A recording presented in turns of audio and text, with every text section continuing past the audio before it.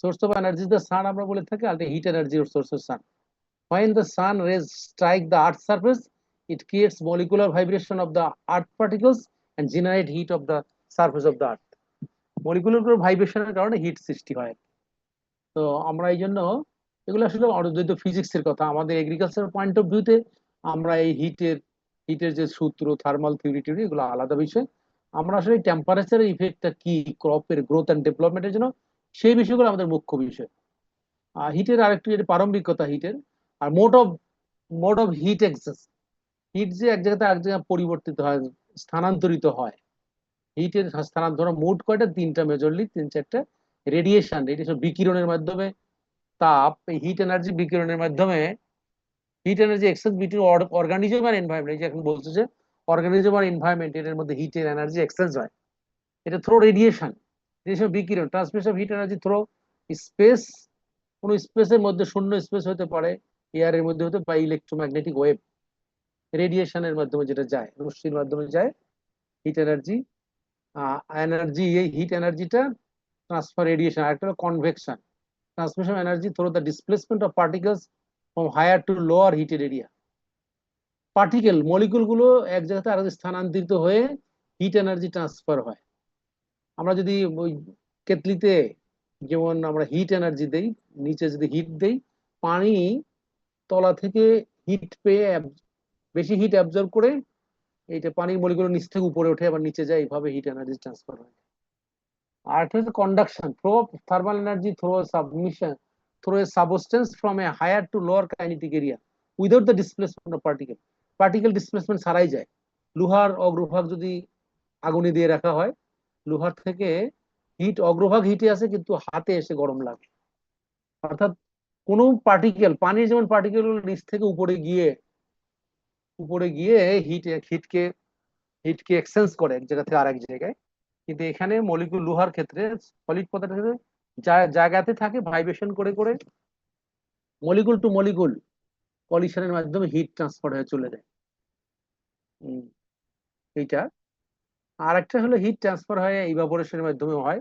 কোনো জায়গাতে পানি যখন ইভাপোরেট হয় কোনো সারফেস থেকে, সেই সারফেসটা ঠান্ডা হয়ে যায়। আমাদের গা যখন ঘামে তখন কিন্তু কুল হয়ে যায়, কারণ হলো যখন পানি বাষ্পায়িত হয়ে যায় কোনো সারফেস থেকে, ওখান থেকে ল্যাটেন্ট হিট, এখান থেকে সুপ্ত তাপ, পানি বাষ্পীভবনের সুপ্ত তাপ 580 ক্যালোরি, 580 ক্যালোরি, কিলো ক্যালোরি এরকম।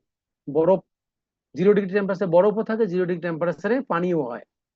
পানির টেম্পারেচার 0 ডিগ্রি, বরফের টেম্পারেচার 0 ডিগ্রি, দুই অবস্থা কেন? এইখানে বরফ থেকে পানিতে রূপান্তরিত করতে টেম্পারেচার বাহ্যিক ভাবে যেটা থাকে, যে ল্যাটেন্ট হিট, এখানেও 580 ক্যালোরি। হ্যাঁ, 580 ক্যালোরি ল্যাটেন্ট হিট, সুপ্ত তাপ। আর পানি এখনো বরফ, অনেকে জয়েন করতে পারছে না স্যার, আপনি বরফ যদি একটু গলনের আপডেট করে সুপ্ত দেন। তাপ হয়।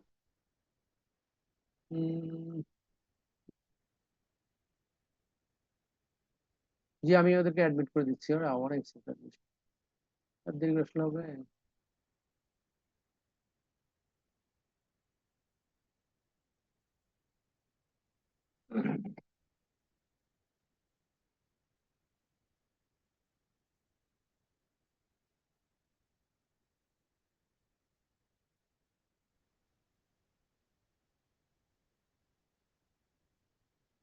ঠিক আছে, সবাই আসতে পারছে এখন? জি, আমরা যেটা বলছিলাম সেটাই সংক্ষেপে একটু বলি, যে temperature the measure of hotness on object. Temperature আর হিট দুই জিনিস। টেম্পারেচার হলো হিটের অবস্থা নির্ণয় করো, অবস্থা, হিট হিট কন্ডিশনকে মেজার করে টেম্পারেচার দিয়ে। হিট হলো একটা এনার্জি ফর্ম। আর হিটের ট্রান্সফার হয় কিভাবে আমরা বলেছি, যে এই যে পরিবহন পরিচালন বিকিরণ, এই যে তোমরা ফিজিক্সে পদার্থ পড়ে থাকবে, পরিবহন পরিচালন বিকিরণের মাধ্যমে তাপ। আমি একটা কলম একটা ক্লাসের সামনে থেকে যদি পিছন পর্যন্ত দিতে চাই, তিনটা উপায়। আমি যে থ্রু করে দেই, কলমটা পিছনে চলে যাবে, এটা একটা রেডিয়েশন বলে। এরপর সান থেকে রেডিয়েশন থ্রু হয়ে পৃথিবীতে এসে, এটাও একটা, এই রেডিয়েশন এসে পৃথিবীকে উত্তপ্ত করে। আর কনভেকশন হলো যে একজনের হাতে আরেকজন দিয়ে দিয়ে দেওয়া। না, একজন, আমি আমি নিজে ফিজিক্যালি গিয়ে ব্যাক বেঞ্চারকে একটা কলম দিয়ে আসলাম, এটা কনভেকশন। এটা এটা বহন করে নিয়ে যাওয়া। আর পরিচালনা হচ্ছে flow of energy through a substance from higher to lower kinetic energy. এই পাশাপাশি হাতে হাতে দিয়ে পিছনে দিয়ে দেওয়া। তিনটা উপায়, এক পিছনে, সামনে থেকে, ক্লাসের সামনে থেকে পিছনে ব্যাক বেঞ্চার স্টুডেন্টের কাছে কলম, তিনটা উপায় দেওয়া যায়। এইতে রেডিয়েশন থ্রো করে দেওয়া, কনভেকশন নিজে গিয়ে দিয়ে আসা, আর কন্ডাকশন হলো হাতে হাতে তাকে পিছনে দেওয়া, ইভাপোরেশন ল্যাটেন্ট হিট। আসলে আমাদের এইটা করার বিষয়, এগুলো হলো ফিজিক্সের কথাবার্তা। মূলত এগ্রিকালচারে আমাদের বিষয় এটা যে এই টেম্পারেচারের সাথে অর্গানিজমের, গাছের বৃদ্ধি, growth, photosynthesis, respiration, transpiration, germination, transferation of solute, হ্যাঁ, তারপর ওয়াটার অ্যাবজর্পশন, নিউট্রিয়েন্ট অ্যাবজর্পশন, এই সবগুলো টেম্পারেচার কিভাবে প্রভাবিত হয় সেই বিষয়গুলো আমাদের জানা। এবং পৃথিবী পৃষ্ঠে কোথায় টেম্পারেচার ভেরিয়েশন হয় কিভাবে সেগুলো আমাদের জানা। এটা হলো ইকোলজির বিষয়। কজেস অফ টেম্পারেচার ভেরিয়েশন কি? সিজনাল ভেরিয়েশন হতে পারে। আমাদের সান যদি নর্দার্ন হেমিস্ফিয়ার, আমরা সাউথ হেমিস্ফিয়ারে আসি, সূর্য দক্ষিণে হেলে যায়, এই যে সিজন হয় সামার। ইউরোপিয়ান কান্ট্রি গুলোতে স্প্রিং এবং উইন্টার আছে, আমাদের দেশে সামার, উইন্টার, অটাম আছে। এরকম সিজনাল কারণে টেম্পারেচার কম বেশি হয়ে থাকে। টেম্পারেচার ভেরিয়েশন পৃথিবী পৃষ্ঠে কেন হয়? সিজনাল ইফেক্টের কারণে হয়। স্যার আর অনেকে যদি ওয়েটিং রুমে বসে আছে স্যার, যদি একটু অ্যাপ্রুভ করতেন। ও আচ্ছা, ঠিক আছে।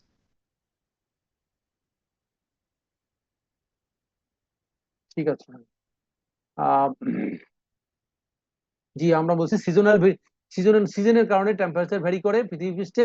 ল্যাটিচিউডনাল ইফেক্ট, এটা আমরা আগেও বলেছি যে অক্ষাংশগত, পৃথিবীকে উত্তর দক্ষিণে 0 ডিগ্রি বরাবর ভাগ করলে এটাকে ইকুয়েটরিয়াল লাইন বা ইকুয়েটরিয়াল লাইন থেকে উপরে যত যাওয়া যাবে আস্তে আস্তে পোলার রিজিয়ন ঠান্ডা থাকতে থাকবে। ল্যাটিচিউডের কারণে অবস্থানগত, পৃথিবী পৃষ্ঠে কোন অক্ষাংশে অবস্থান করে তার কারণে টেম্পারেচার ভ্যারি করে। ভেজিটেশনাল ইফেক্ট, ভেজিটেশন কোনো জায়গায় থাকলে বনের মধ্যে দিয়ে গেলে এখানে ঠান্ডা লাগে, এটার কারণ আছে। এই ট্রান্সপিরেশন, এটা গাছ কুলিং সিস্টেম একটা, মানে গাছকে গাছকে কুল করে এবং পরিবেশকে ঠান্ডা করে। ভেজিটেশনের কারণে কোনো এলাকার টেম্পারেচার ভ্যারি করে। ভেজিটেশন থাকলে কম কুল ফিল হবে, ভেজিটেশন না থাকলে হাই টেম্পারেচার বিরাজ করে। Water bodies effect, water bodies কোনো জায়গা সমুদ্র তীরবর্তী এলাকাতে, আমাদের এলাকাতে সমুদ্র তীরবর্তী এলাকাতে টেম্পারেচার ফ্লাকচুয়েশন কম। শীতকালে গরমকালের ভ্যারিয়েশন খুব বেশি না। দিনাজপুরে যেমন হাই টেম্পারেচার, হেভি গরম, আবার দিনাজপুরে খুব ঠান্ডাও খুব বেশি। কিন্তু কোস্টাল বেল্টে ওয়াটার বডিজ এটা বাফার হিসেবে কাজ করে। এই জন্য আমাদের ক্যাম্পাসের যে লেক, বিভিন্ন জায়গাগুলো আমরা বলি ওয়াটার বডিজ, যেগুলো ওয়াটার বডিজ গুলোকে রাখা চাই। এটা রাখলে এনভায়রনমেন্টের জন্য ব্যালেন্স থাকে। ওয়াটার বডিজের কারণে টেম্পারেচার ভারসাম্য রক্ষা হয়। আর একটা অ্যালটিচিউডাল ইফেক্ট, সমুদ্র সৈকত কত উপর আছে, সমুদ্র সমতল থেকে কত উচ্চতায় আছে সেটার উপর নির্ভর করে টেম্পারেচার। বলছে 6 degree temperature will decreases in is 100 metre upward height. 100 metre উপরে গেলে 6 ডিগ্রি টেম্পারেচার কমে যাবে। এটা এক্সপেরিমেন্ট আছে, পরীক্ষা আছে। It is known as lapse rate of temperature. এর উপরে যেতে থাকলে, যারা বিমানে গিয়েছো বা যাবা, দেখবে যে বিমানের মধ্যে যখন বিমান ফ্লাই করে ওখানে -42 ডিগ্রি সেন্টিগ্রেড টেম্পারেচার মধ্যে বিমান রান করতেছে, অথচ ভিতরে ওইভাবে সিস্টেম করা আছে, মানুষ বেঁচে আছে। তো উপরে যত উপরে যাওয়া যায় টেম্পারেচার কম, ঠিক আছে? তো অ্যালটিটিউডনাল ইফেক্ট বলে। সমুদ্র সৈকত উপরে গেলে টেম্পারেচার, এটা একটি কোশ্চেন যে টেম্পারেচার ভেরিয়েশন, পৃথিবী পৃষ্ঠে টেম্পারেচার ভেরিয়েশনের কারণ কি কি? আমাকে শুনতে পাচ্ছে সবাই?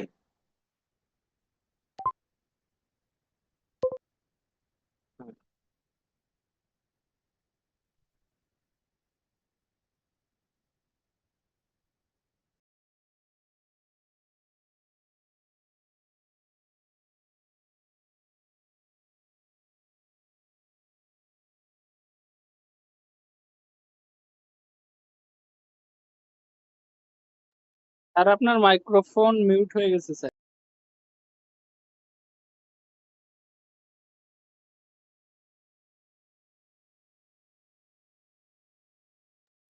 জি, আমি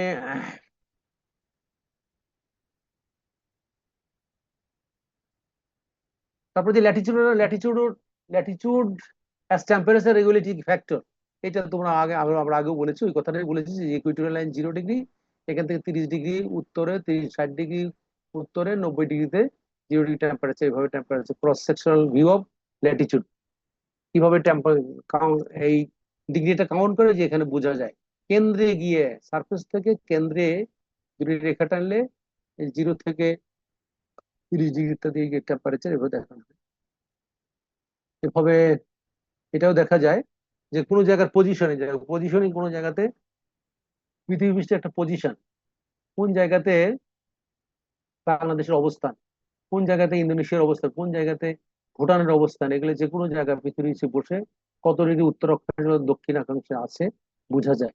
হ্যাঁ, ইস্ট ওয়েস্ট, 0 ডিগ্রি, এই 0 ডিগ্রিটা হচ্ছে নর্থ পোল। পৃথিবীকে পশ্চিম পূর্ব পশ্চিম বিভক্ত করে এই রেখায় যে প্রাইম মেরিডিয়ান লাইন বলে, মূল মধ্যরেখা, এটা গিনিস লন্ডনের উপর দিয়ে গেছে, লন্ডন। এইটা থেকে পূর্ব পশ্চিমে সময়ের পার্থক্য হয়।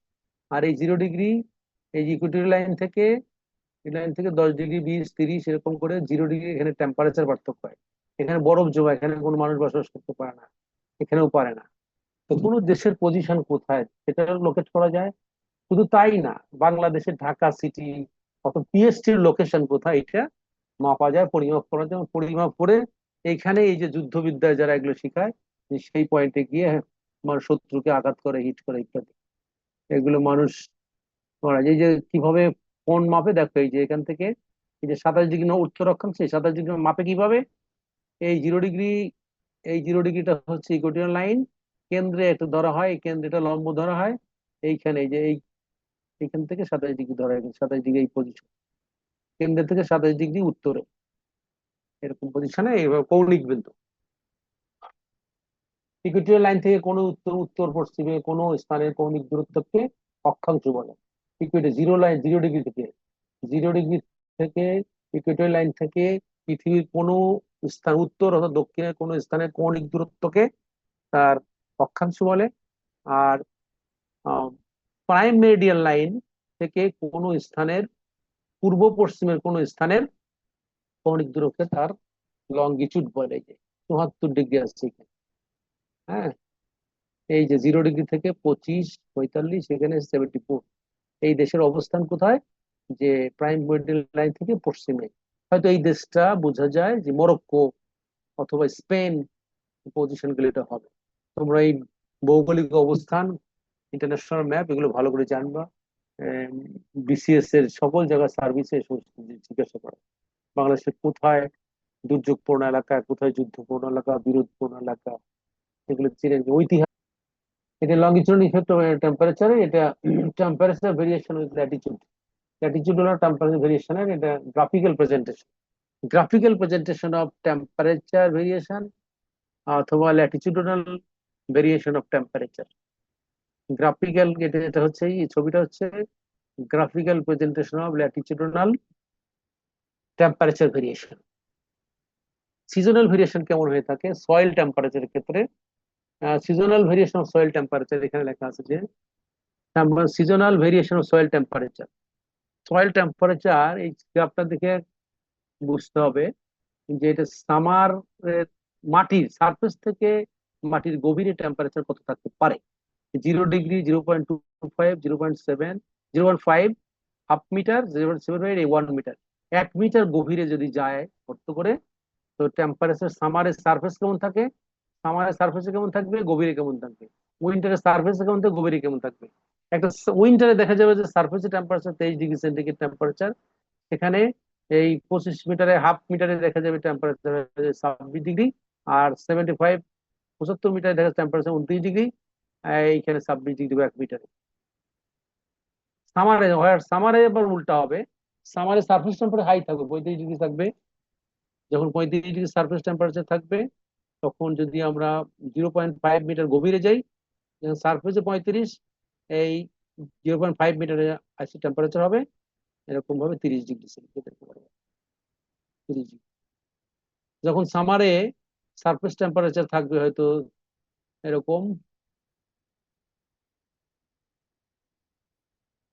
29 ডিগ্রি, সারফেস টেম্পারেচার 29 ডিগ্রি থাকবে, তখন 0.5-এ থাকবে হয়তো এখানে এসে, আরো কম থাকবে, 75-এ থাকবে, 29 ডিগ্রি থেকে কম, এরকম মাঝ বরাবর।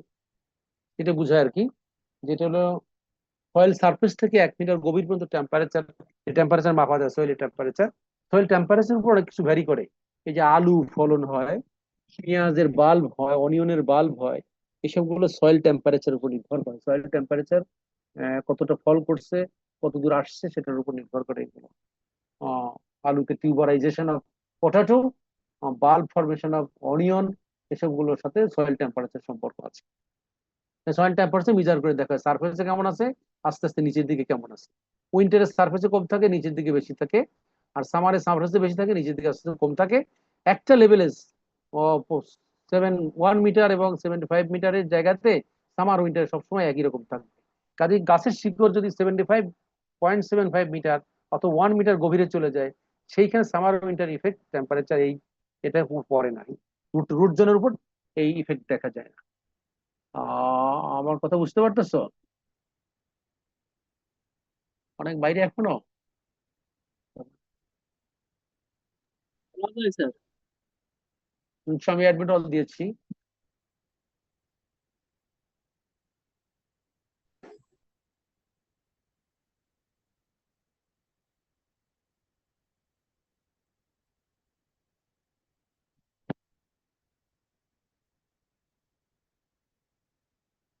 এটা হচ্ছে সামার উইন্টার, এটা day day variation, day variation. এখানে একটা ছবি আছে, এগুলো দেখে একটু আশ্চর্য মনে হয় যেটা কি ধরনের গ্রাফ, উল্টা দিকে গ্রাফ। সয়েল সারফেস টেম্পারেচার যখন এই থাকে 14 PM, 14 PM বলতে কটা বোঝা, 2টার সময়। দুটো সারফেস টেম্পারেচার যদি সামারে 35 ডিগ্রি থাকে, তখন গভীরে, মাটির গভীরে আসতে থাকলে পয়েন্ট এখানে গভীরতা সেম থাকবে, এখানে কাছাকাছি হয়ে যাবে। অর্থাৎ 1 মিটার থেকে 1.5 মিটার গভীরে, হ্যাঁ, দিনের দিবাদৈর্ঘ্যের সকালের এবং বিকালের টেম্পারেচার মোরলেস কাছাকাছি থাকে, কিন্তু সারফেস টেম্পারেচার কম বেশি হয়।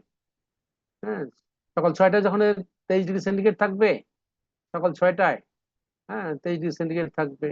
তারপরে অগ্রগামী হয়ে 8টার সময় 26 ডিগ্রি সেন্টিগ্রেড হয়ে যাবে, 10টার সময় 29 ডিগ্রি সেন্টিগ্রেড হয়ে যাবে, তখনও এখানে থাকবে। আর আহ, দেখা যাবে 12টার সময় 32 ডিগ্রি সেন্টিগ্রেড টেম্পারেচার হয়ে যাবে, যদি সামার টেম্পারেচার সামার হয়। আর 10টার পরে, 12টার পরে 2টার দিকে টেম্পারেচার 32 ডিগ্রি সেন্টিগ্রেড, 2টা থেকে 3টার মধ্যে 32 ডিগ্রি সেন্টিগ্রেড টেম্পারেচার হয়ে যাবে। টেম্পারেচার ভেরিয়েশন এগুলো দেখো, তোমরা দেখলে বুঝতে পারবে। আমি আসলে কার্ডিনাল টেম্পারেচারের কথা বলতে চাচ্ছি। কার্ডিনাল টেম্পারেচার পরীক্ষা থাকে যে, কার্ডিনাল টেম্পারেচার কাকে বলে? Regardless of how favourable light and moisture condition, light এবং ময়েশ্চার কন্ডিশন থাকার পরেও এই দুটো যদি ফিক্সড থাকে, যে ফেভারেবল লাইট আছে, ফেভারেবল ময়েশ্চার আছে, তারপর যে টেম্পারেচার গাছের কিভাবে প্রভাবিত করে, যে টেম্পারেচার কোনো একটা গাছের ট্রিটমেন্ট হিসাবে যদি লাইট অপটিমাম দেওয়া হয়, ময়েশ্চার অপটিমাম হয়। লাইট আর পানি না থাকলে, ময়েশ্চার না থাকলে তো কোনো গাছ জার্মিনেট করবে না, গ্রোথ ডেভেলপ হবে না। এই দুটোর বাইরে টেম্পারেচার ইফেক্ট বোঝার জন্য বলছে যে এগুলো নির্বিশেষে লাইট এবং ময়েশ্চার যথাযথ থাকলেও plant growth ceases when the temperature drops below a certain minimum value and exceed a certain maximum value. যদি লাইট এবং ময়েশ্চার যথাযথ ঠিকও থাকে, তারপরেও একটা লেভেল পর্যন্ত তাপমাত্রা নিচে নেমে গেলে, একটা লেভেল পর্যন্ত তাপমাত্রা উপরে চলে গেলে গাছের গ্রোথ বন্ধ হয়ে যায়। বিটুইন দিস লিমিট, এই যে গাছের টেম্পারেচার নিচে নামলে 0 ডিগ্রিতে হয়তো গাছের 5 ডিগ্রি সেন্টিগ্রেড টেম্পারেচার নামলে গাছের গ্রোথ বন্ধ হয়ে যায়। আর বাড়তে বাড়তে 40 ডিগ্রি সেন্টিগ্রেডে গেলে গাছের টেম্পারেচার, বা 35 ডিগ্রি সেন্টিগ্রেডে গেলে টেম্পারেচার গ্রোথ বন্ধ হয়ে যাবে। এই দুটার মাঝখানে যে টেম্পারেচার 10 থেকে 35 বা 10 থেকে 30, ক্রপ তো দুই রকম, উইন্টার ক্রপ সামার ক্রপ আমাদের দেশে আছে। সামার ক্রপের ক্ষেত্রে ধরা হয় 10 থেকে 20 থেকে 40 ডিগ্রি সেন্টিগ্রেড, উইন্টার ক্রপের ক্ষেত্রে ধরা হয় 10 থেকে 30 ডিগ্রি সেন্টিগ্রেড। এটা হলো তার temperature range, upper limit, lower limit. Between this limit, যে উপরে বন্ধ হয়, যে নিচে বন্ধ হয়, এই দুটোর মাঝখানে there is an optimum temperature at which growth proceeds with the greatest rapidity, গ্রোথের খুব বেশি মাত্রায় যায়। These three level of temperature of any crop together known as cardinal temperature, এই তিনটাকে একসাথে টেম্পারেচার বলে। Every plant has different cardinal temperature due to species diversity. যে একটা ক্রপ রাইস, তার maximum temperature 40 degree, minimum 5 degree, optimum 20 থেকে 30 degree. Wheat, spring wheat, এটা অবশ্য 30 degree centigrade maximum temperature tolerate করতে পারে, 5 ডিগ্রি, আর 15 থেকে 20 ডিগ্রি হলো অপটিমাম, এর মধ্যে গ্রোথ ভালো হয়। এই যে জুটের ক্ষেত্রে 25 থেকে 35 ডিগ্রি ভালো হয়, কিন্তু 10-এর নিচে গেলে গ্রোথ বন্ধ হয়ে যায়, 42 উপরে গ্রোথ বন্ধ হয়ে যায়। এই যে এটা বলছি ম্যাক্সিমাম মিনিমাম অপটিমাম টেম্পারেচার, এটা হলো কার্ডিনাল টেম্পারেচার। কোনো একটি ক্রপের ম্যাক্সিমাম মিনিমাম অপটিমাম টেম্পারেচারকে সমন্বিতভাবে কার্ডিনাল টেম্পারেচার বলে। এটা সিডের প্যাকেটের গাইডে লেখা থাকে কার্ডিনাল টেম্পারেচার কত। ওটা দেখে বোঝা যায় যে সিডটা কোন দেশে কোন জায়গাতে লাগানো যাবে বা যাবে না। সেই জন্য বলে যে সিগনিফিকেন্স কার্ডিনাল টেম্পারেচার সিগনিফিকেন্স কি, কার্ডিনাল টেম্পারেচার সিগনিফিকেন্স কি। Cardinal temperature, it helps to identify the cropping season, কোন সিজন এটা লাগাইতে হবে। It helps to detect the time of cultural practice কখন করতে হবে, সেটা এটা ডিটেক্ট করে। Helps to give the idea about distribution of crops in different location of the world, এটা কত দূরে কোন কোন জায়গাতে বিস্তার করতে পারবে, যার রেঞ্জ অফ টলারেন্স বেশি। যে 10 ডিগ্রি, হুইট যেমন 10 ডিগ্রি থেকে 40 ডিগ্রি সেন্টিগ্রেড পর্যন্ত পারে, হুইটের ডিস্ট্রিবিউশন জন্মানোর ক্যাপাসিটি বেশি, পৃথিবীর বেশি এলাকাতে সে জন্মাতে পারে। Helps to distinguished crop whether it is tropical, subtropical or temperate. Helps to identify the heat, cold injury of the plant. Cold injury, heat injury কোনটা, কোল্ড ইনজুরি লেভেল কোনটা বোঝা যাবে। যে অনেক সময় আছে না গ্রিন হাউসে ক্রপ কাল্টিভেট করে, সেখানে যে ক্রপটা জন্মালো তার কার্ডিনাল টেম্পারেচার জানা থাকে, তাহলে কখনোই টেম্পারেচার বাড়াইলে যে গ্রোথ বাড়বে, বাইরে খুব ঠান্ডা, ভিতরে কত দূর বাড়ানো যাবে এটা বোঝা যায়। একটা লেভেল মধ্যে বাড়লে হিট ইনজুরি হয়ে যাবে। আবার সামার দেশে যেখানে মরু এলাকা, সেসব জায়গাতে আমাদের সৌদি আরব বা মিডিল ইস্ট এলাকাগুলোতে এখানে প্রচুর হিট, এখানেও আবার এসি করে সেখানে ঠান্ডা কোল্ড টেম্পারেচার কৃত্রিম ভাবে সৃষ্টি করে সেখানে টমেটো, ব্রিঞ্জাল এগুলো সৃষ্টি করা হয়। আউট অফ টাইম, আপগ্রেড হয়ে যাচ্ছে আমরা তো, আবার জয়েন করতে হবে মনে হচ্ছে। হ্যাঁ, রানিং আউট অফ টাইম, এটা কি গেছে না যাচ্ছে প্রায়? হ্যাঁ, আচ্ছা, তোমরা এই চলে গেলে জয়েন করবে, আর একটু বিশেষ করে গুরুত্বপূর্ণ জিনিসটাই তো রয়ে গেছে। আচ্ছা, why wheat is widely, why একটা কোশ্চেন থাকে, why wheat is widely distributed than jute and rice. এই যে রেঞ্জ অফ টলারেন্স একটা কথা আছে, যে রেঞ্জ অফ টলারেন্স কত একটা ক্রপের, জুট এবং রাইসের থেকে হুইট বেশি জন্মায়। আমরা জানি হুইট হচ্ছে টেম্পারেচার সেন্সিটিভ প্লান্ট, ঠান্ডায় ভালো হয়। আমাদের দেশে দেখা যায় দিনাজপুর, রংপুর এলাকাতে হুইট, পটাটো এগুলো ভালো হয়। যখন যে বছর শীত বেশি হবে হুইট ভালো হবে, গোলালু ভালো হবে। হ্যাঁ, পোলস ক্রপ যেগুলো আছে আমাদের, ক্যাবেজ, কলিফ্লাওয়ার এসবগুলো ভালো জন্মায়। তো কিন্তু wheat is widely distributed jute and rice.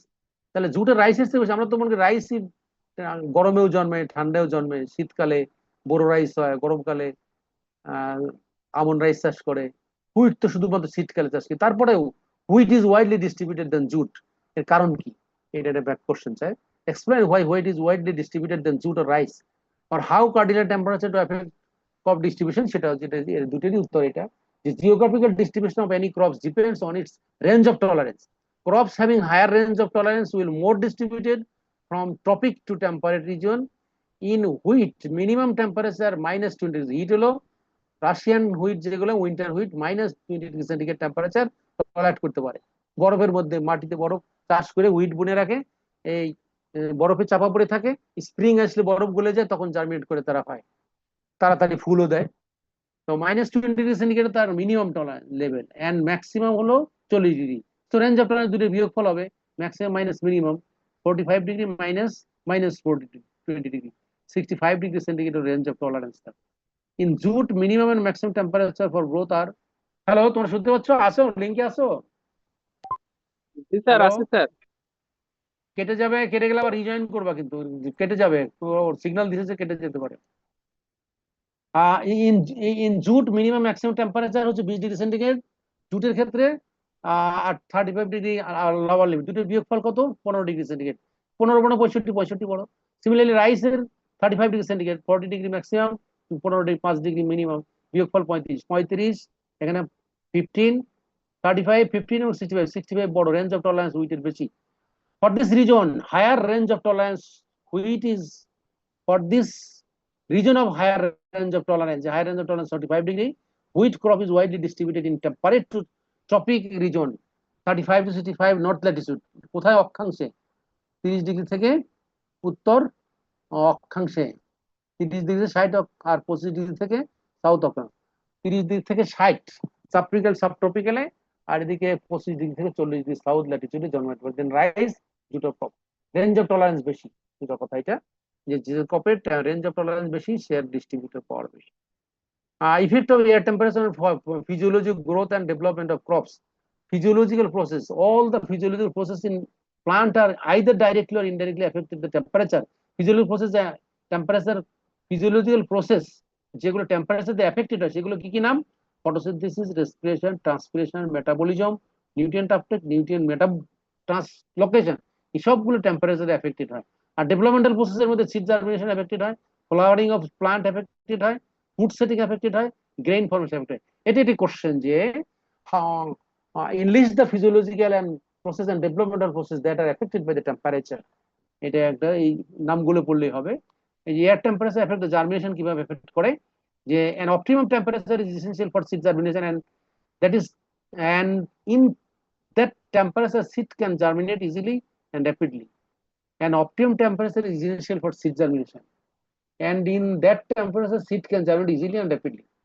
প্রত্যেকের অপটিমাম টেম্পারেচার সিড জার্মিনেশনের জন্য most of the crop seed germinate within 20 থেকে 27 ডিগ্রি সেন্টিগ্রেডের মধ্যে ম্যাক্সিমাম ক্রপ জার্মিনেট করে temperature. Germination process is delayed by high and low temperature. Germination প্রসেসটা delay করে, দেরি হয়, হাই টেম্পারেচারে দেরি হয়, লো টেম্পারেচারে, and one time it stops. Low temperature delay করে, হাই টেম্পারেচার ডিলে করে, আবার বেশি হাই হলে বেশি লো হলে একসময় স্টপ হয়ে যায় germination. At low temperature, metabolic activity within the seed decreases and so germination potential decrease. And at high temperature, seed respiration becomes very high and germination potential of seed also decrease. Respiration very high কারণে germination decrease হয়ে যায়। আর মেটাসিয়াল ওখানে low temperature metabolic activity decrease করে, যার কারণে germination potential decrease করে। এখানে একটা এক্সাম্পল বলছে, ফর এক্সাম্পল টমেটো সিড জার্মিনেটস 7 থেকে 8 দিনে, 25 degree centigrade temperature tomato germinate করতে 7 থেকে 8 দিন লাগে, 12 থেকে 13 দিন লাগে 15 ডিগ্রি সেন্টিগ্রেড টেম্পারেচারে, আর 8 ডিগ্রি সেন্টিগ্রেড টেম্পারেচারে কোনো জার্মিনেশন হয় না। তাহলে বোঝা গেল অপটিমাম হচ্ছে 25 ডিগ্রি সেন্টিগ্রেড 7 থেকে 8 দিন, আর 12 থেকে 13 দিন লাগে যে 15 ডিগ্রি সেন্টিগ্রেড টেম্পারেচার কমালে জার্মিনেশন ডিলেড হয়ে যায়, দেরি হয়ে যায়। আবার বেশি কমাইলে 8 ডিগ্রি সেন্টিগ্রেড দিলে টেম্পারেচার কোনো জার্মিনেশন হবেই না। On the other hand, tomato seed germinate within 2 days at 35 degree centigrade temperature. এই 25 থেকে 35 ডিগ্রি নিলে এত রেসপিরেশন হয় যে 2 দিনের মধ্যে জার্মিনেট করে যেতে পারে। সেটা এক ধরনের ডিক্রিজ হয়, জার্মিনেশন পটেনশিয়ালি ডিক্রিজ হয়। সেক্ষেত্রে বেশি যায়, হিট এনার্জি হয়ে অর্গানগুলো সঠিক হয় না, তাড়াতাড়ি জার্মিনেট করে যায় কিন্তু চারা দুর্বল। তাহলে এটা জার্মিনেশন কিভাবে এফেক্ট করে এটার একটা বর্ণনা এখানে, সবগুলো বলা যায় না। Temperature, food setting, photosynthesis, food setting কিভাবে এফেক্ট করে সেটাও তোমরা জানো। লিখে আসো সবাই, মাই ডিয়ার স্টুডেন্টস অল।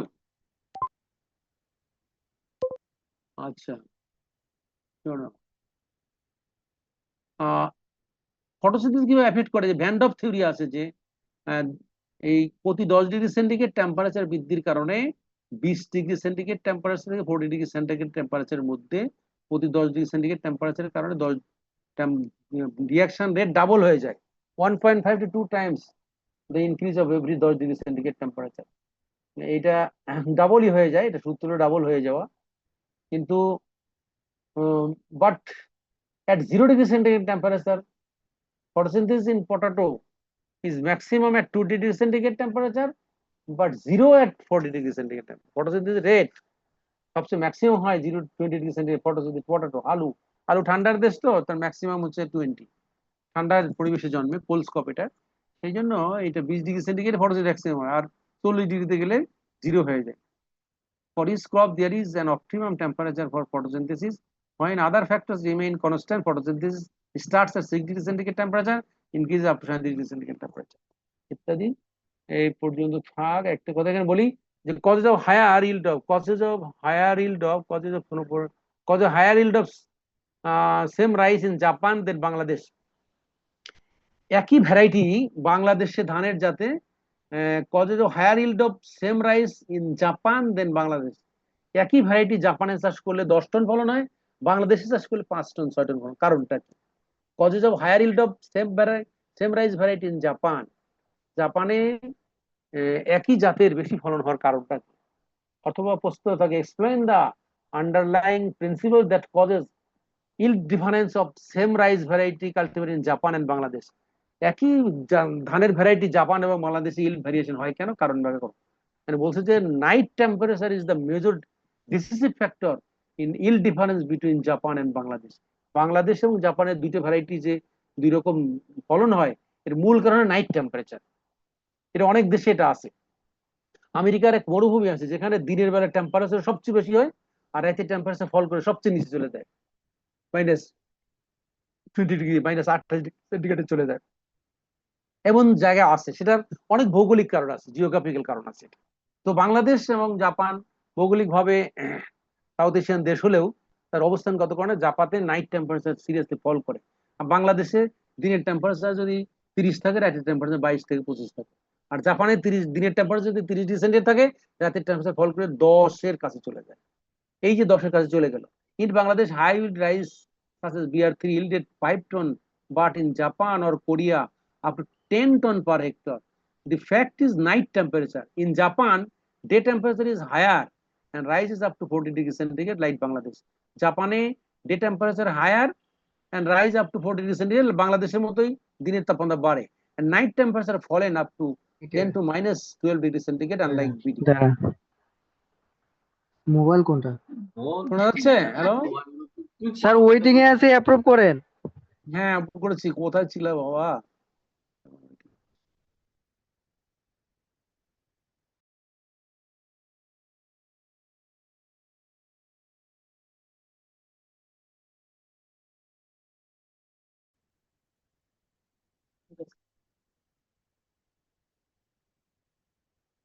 আমরা যেটা বলেছিলাম যে একই ভ্যারাইটি জাপানি ফল ডবল হয় বাংলাদেশের থেকে, কারণ হলো নাইট টেম্পারেচার সেখানে ফল করে বেশি। In Bangladesh day temperature is like Japan and exist up to 35 to 40 degrees centigrade, but night temperature remain even 20 to 25 degrees centigrade. High light intensity and temperature in day triggers more photosynthesis. High light intensity and high temperature. Light intensity to থাকে and temperature in day triggers more photosynthesis, and low night temperature causes lower rate of respiration along with higher rate of carbon dioxide mobilization, compensate higher yield in Japan.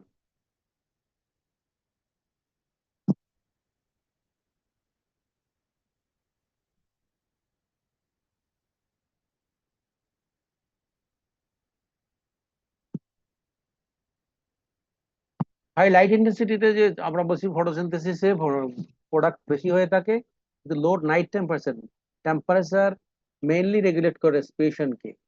Temperature রেসপিরেশনের উপর প্রভাব থাকে। Photosynthesis day night সবসময় হয়, respiration day night সবসময় হয়, photosynthesis শুধুমাত্র দিনের বেলায় হয়। রেসপিরেশন তো যখন ফটোসিনথেসিস বন্ধ থাকে তখন রাতের বেলায় রেসপিরেশনে খাদ্য ভেঙে যায়, এই ভেঙে যে লস হয়, জাপানে লো নাইট টেম্পারেচার থাকার কারণে এই লসটা হয় না। যার কারণে দিনের বেলায় যা ফটোসিনথেসিসে ডিপোজিট হয় গাছের পাতায়, গ্রেইনে অথবা স্টেমে যেটা জমা হয় সেটা আর ভাঙে না রেসপিরেশন। বাংলাদেশে সে নাইটে ভেঙে অনেক লস করে ফেলে। আবার আরেকটা বলছে higher rate of C H mobilization compensate higher yield of Japan. Carbohydrate, এই যে লো নাইট টেম্পারেচারে রেট অফ কার্বোহাইড্রেট মোবিলাইজেশন, এটাও কার্বোহাইড্রেট মোবিলাইজেশনও বেশি হয়। Higher rate of carbon dioxide mobilization, low night টেম্পারেচারে কার্বন ডাইঅক্সাইড মোবিলাইজেশনটা বেশি হয়। স্টেম রিজার্ভ মোবিলাইজেশন যেটা, সেটা বেশি হয়ে থাকে। তাহলে মোবিলাইজেশন হওয়া হলে ফটোসিনথেসিস পাতায় খাদ্য যেটা জমা হয় সেটা, এবং একটা নির্দিষ্ট এজে গেলে গাছের স্টেম থেকে কার্বোহাইড্রেট আবার উদ্গীরণ হয়ে এটা মোবিলাইজ হয়ে গ্রেইনে জমা হয়। ফ্লাগ লিফ গাছের যেটা থাকে, রাইস, হুইট, এদের ফ্লাগ লিফ, যে লিফটা খাড়া থাকে, ওইটা গ্রেইন ফিলিং এর সর্বশেষে ভূমি, অন্য পাতা তো মারা যায়, পর্যায়ক্রমে গ্যাজুয়াল লিচিগুলো মারা যায়, ওই পাতার খুব ভূমিকা আছে। 30% গ্রেইন ফিলিং কন্ট্রিবিউট করে। রিসার্চ ফাইন্ডিং আছে যে এই গ্রেইন ফিলিং কন্ট্রিবিউট করে ফ্লাগ লিফ, সবচেয়ে উপরের যে পাতাটা থাকে ধান বা গমের, সেইটা। তো লো টেম্পারেচারে সেই মোবিলাইজেশনটা বেশি হয়, যেটা এখান থেকে খাদ্য উৎপন্ন পাতায় জমা হয়েছে বা স্টেমে জমা হয়েছে, সেটা আলটিমেটলি রাতের বেলা গ্রেইনে গিয়ে জমা হয়। জাপানে in Bangladesh low day night temperature fluctuation, day night temperature fluctuation যে কম হয়, that means high night temperature resulted higher respiration and lower CHO mobilization, ultimately lowers the net yield. এটা ভালো করে তোমরা যদি বুঝে থাকো যে ডিফারেন্স, মূল কথা একটা, জাপানে নাইট টেম্পারেচার ফল করে। সেটা যেগুলো স্যার কেন করে, সেটা করে ভৌগোলিক অবস্থানের ভিন্নতার কারণে, এবং ভৌগোলিক অবস্থার ভিন্নতার কারণে এটা হয়ে থাকে। সেটা বিভিন্ন আরো অ্যাস্ট্রোনমিক কারণে থাকে। একটা ভৌগোলিক অবস্থান, কোন কোন কোন অক্ষাংশে দ্রাঘিমাংশের অবস্থান, সেটা একটা, আর একটা অ্যাস্ট্রোনমিক কারণ থাকে, জ্যোতির্বিদ্যাগত কারণেও এটা হয়। সেটা তো বললাম যে আমেরিকাতে কোনো মরু অঞ্চলের একটা পয়েন্ট দেখা গেছে, একটা পয়েন্ট মরু অঞ্চলের এমন আছে যেখানে মরু অঞ্চলে একটা পয়েন্ট এমন আছে যে ডে টেম্পারেচার সর্বোচ্চ হয়, নাইট টেম্পারেচার ফল করে মাইনাস 20 ডিগ্রি সেন্টিগ্রেড, 25 ডিগ্রি সেন্টিগ্রেডে চলে যায়। তারপর হচ্ছে higher cause of boro rice. এটা কিছু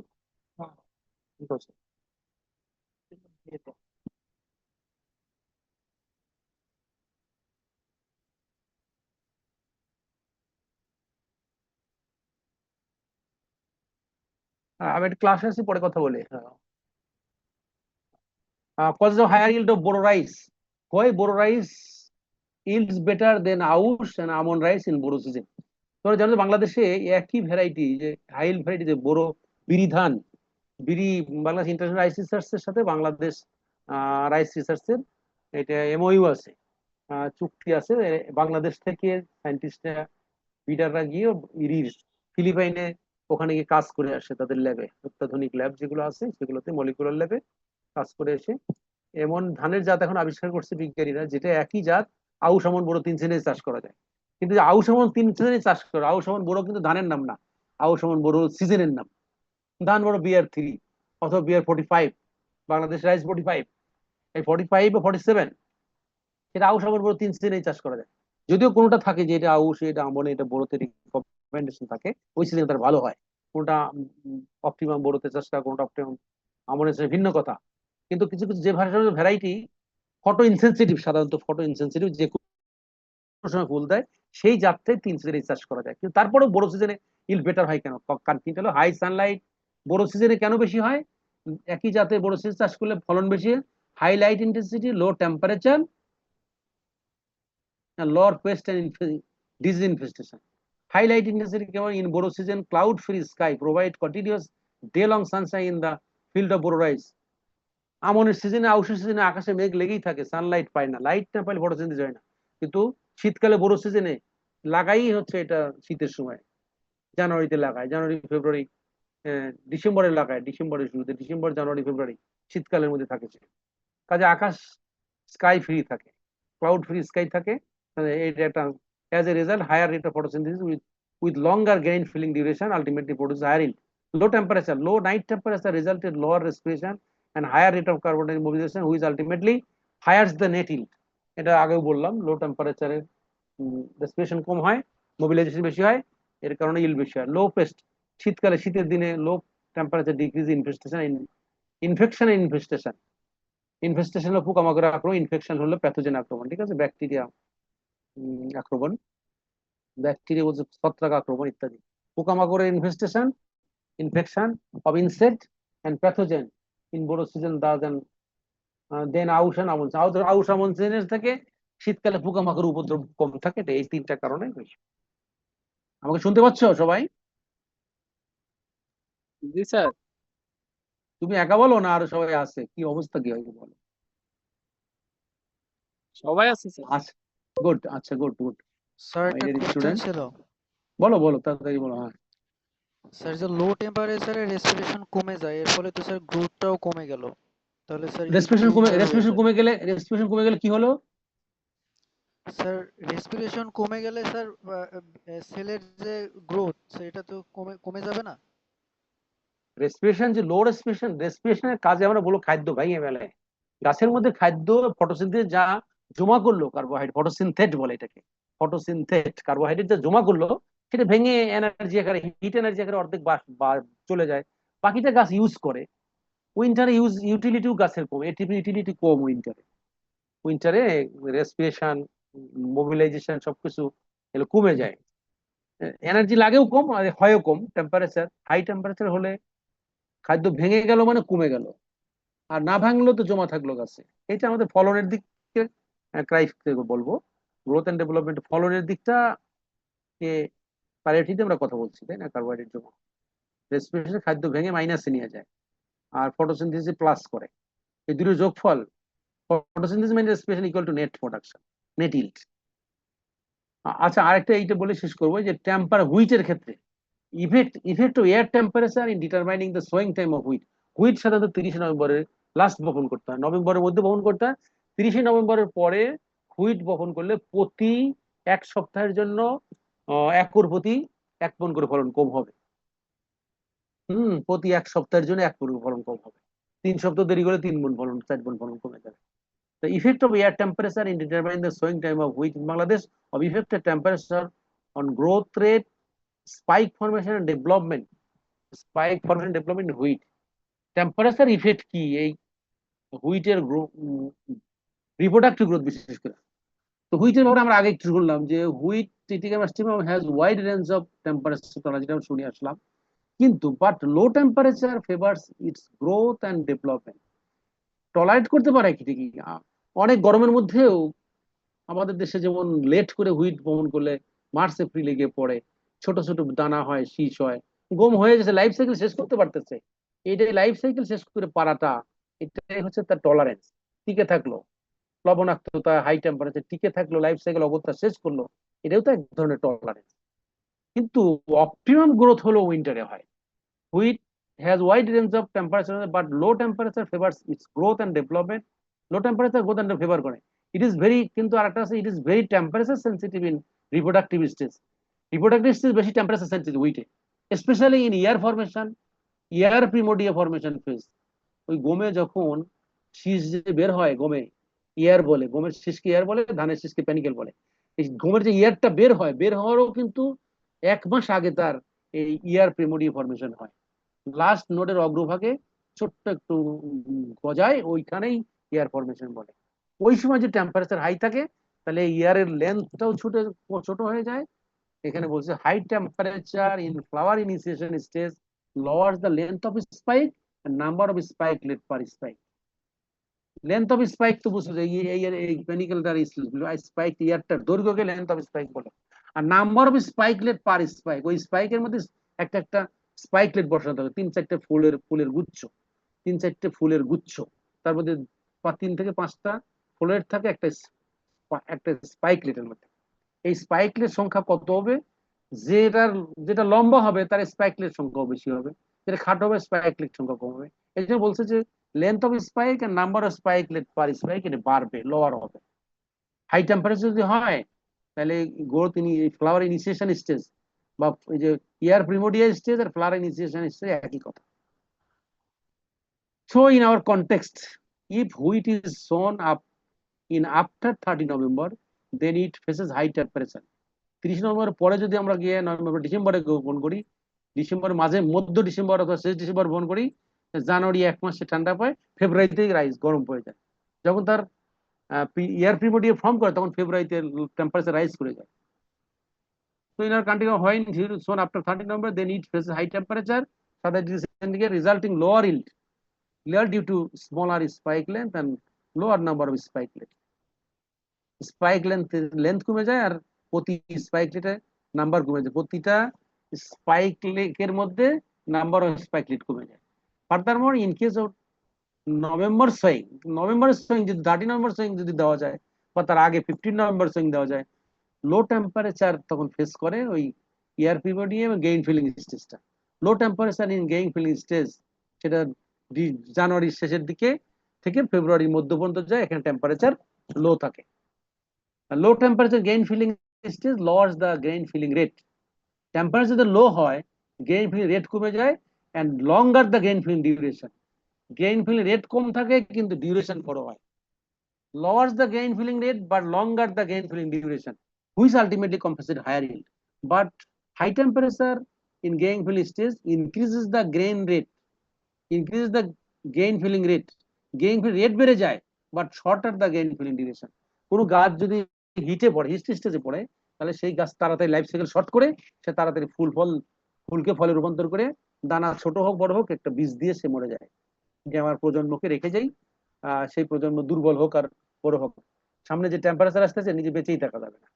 এই জন্য সে করে কি, হাই টেম্পারেচারে grain filling stage increase the grain filling rate. দ্রুত যা হয়, পাতায় আর স্টেমে যা খাদ্য জমা আছে এটা উদ্গীরণ করে গ্রেইনে দিয়ে দেয়, but shorter the grain filling duration. Ultimately grain filling duration ছোট হয়। এই যে রেট বেশি, গ্রেইন ফিলিং ডিউরেশন শর্ট, তাতেও এতে কারণে রেট বেশি হওয়াতে কোনো লাভ নাই, ডিউরেশন শর্ট হওয়ার কারণে আলটিমেটলি ফলন কমে যায়। For this reason, comparatively low temperature is considered for selecting the time of sowing of wheat. Implementation কি, time of sowing of wheat is very important factor. It must be sown before 30 November in context of Bangladesh.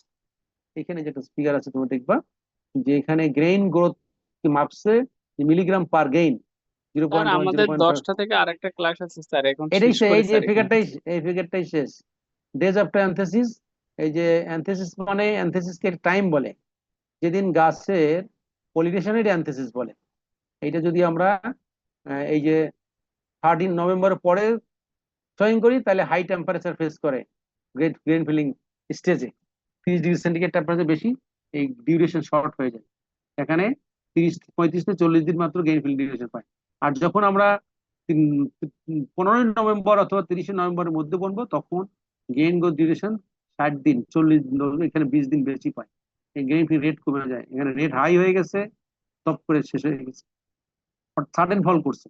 আর এখানে grain filling rate ধীরে ধীরে বাড়ছে, লম্বা সময় ধরে আসছে।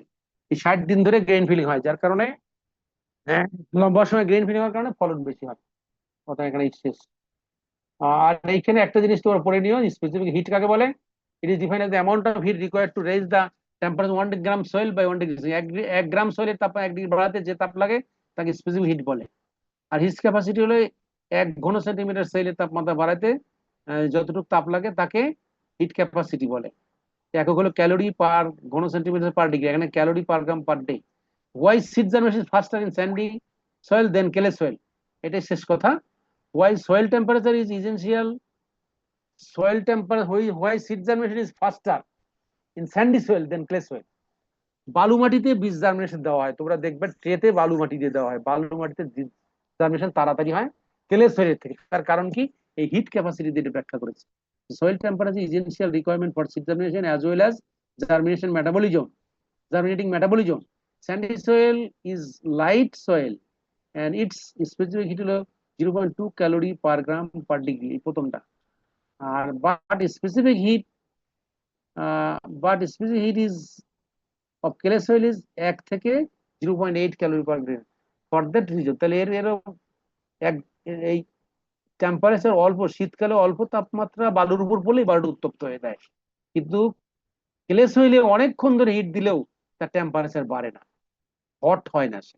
For that reason sandy soil warm up rapidly in winter by expense of gain little calorie than clay soil that favors germination. It was experimented that germination occurs within 4 to 5 days in sandy soil, whereas more than 15 to 18 days in clay soil. এটা আসে পরীক্ষা আসে যে কেন Sandy সোয়েলে germination তাড়াতাড়ি হয় clay সোয়েলের থেকে। ঠিক আছে? Okay my dear student, we are going to stop our presentation session. Stop sharing.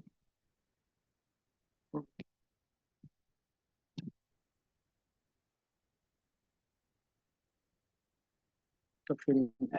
আসসালামু আলাইকুম স্যার। ওয়ালাইকুম আসসালাম। Go.